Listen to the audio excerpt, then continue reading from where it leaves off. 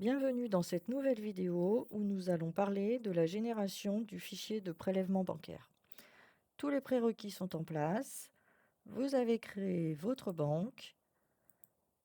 Le compte bancaire est renseigné dans la fiche client. Vous avez créé votre mandat SEPA. Il a été validé par le client. Il est donc en statut commencé. Vous avez une facture qui comporte toutes les mentions nécessaires à la mise en place d'un prélèvement. Donc le mode de paiement en prélèvement, ainsi que le mandat SEPA rattaché aux tâches associées. Avec tout ça, nous allons pouvoir créer une tâche de prélèvement qui va générer un fichier conforme aux attentes des établissements bancaires.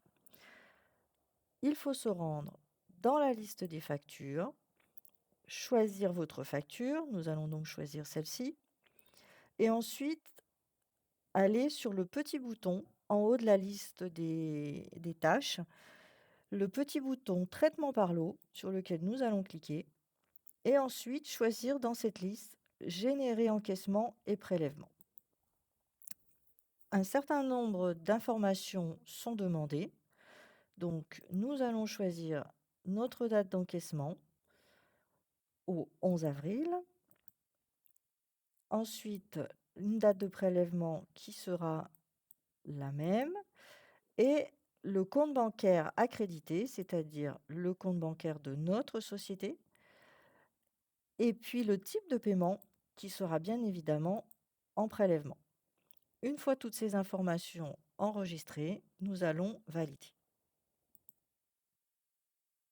Alors, rien ne se passe à l'écran, mais toutes les tâches ont été créées, l'encaissement et le prélèvement. Nous allons les retrouver respectivement dans leur liste. Donc, dans la GESCO client, nous allons nous rendre dans la liste des encaissements pour retrouver notre encaissement au 11 avril. Et ensuite, nous allons toujours dans la GESCO client, dans le petit plus, nous rendre dans la liste des prélèvements bancaires pour retrouver notre prélèvement bancaire au 11 avril. Nous allons nous attarder sur cette tâche puisque c'est celle-ci qui nous intéresse. Nous allons donc l'ouvrir et nous rendre directement dans les pièces jointes par l'intermédiaire du petit icône trombone, voilà, qui nous renvoie directement sur cette partie-là. À l'intérieur, nous trouvons donc le fichier qui a été généré et que nous allons ouvrir en double-cliquant dessus. Voilà.